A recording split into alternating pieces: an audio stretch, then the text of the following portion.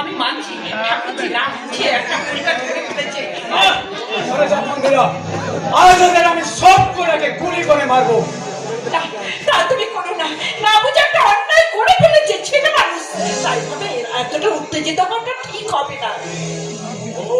করিনি, ওকে ভুল করাতে বাধ্য করা হয়েছে। কি বলছো তুমি?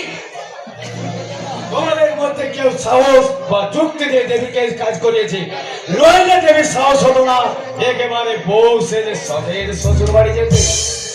তার মানে কি বলছো তুমি? বলো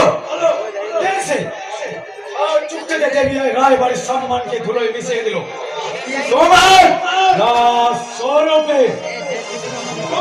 দাদা বন্ধুর ওপর বন্ধু আমাকে এমন বৃহত্তর কাজ নাই বা দেখালে।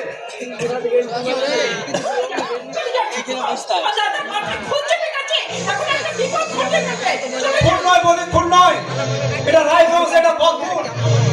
আবির তোর বই হবে বন্ধু বলছে, আবির তোর বই হবে প্রচেষ্টা।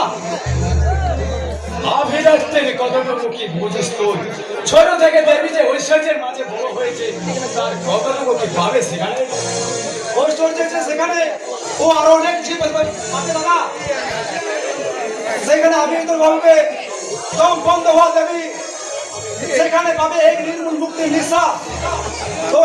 সেখানে পাবে আমি এক সামাজিক স্বীকৃতির আস্থা, যেগুলো তুমি কাঞ্চনের কাছে কোনদিনও পেত না। তাহলে ভাই বলে চোখে আমাকে ক্ষমা করো।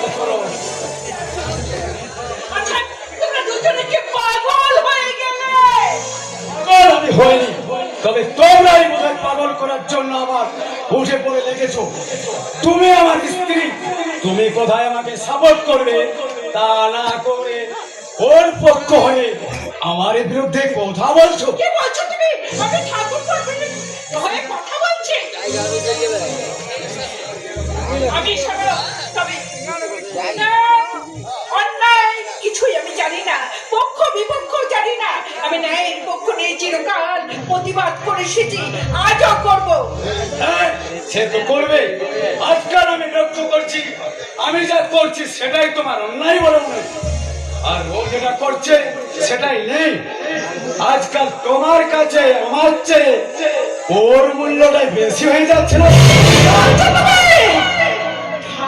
তোমার চেয়ে ঠাকুর মূল্য বেশি, এই কথাটা তুমি বলতে পারলে? শুধু তাই নয়, তোমাদের স্নেহ মমতার অতিরিক্ত আধিক্য দেখাও আজকাল আমার কাছে বড্ড অসহ্য লাগছে। একটা কথা শুনে রেখো দাদা, আমার প্রতি স্নেহ মায়া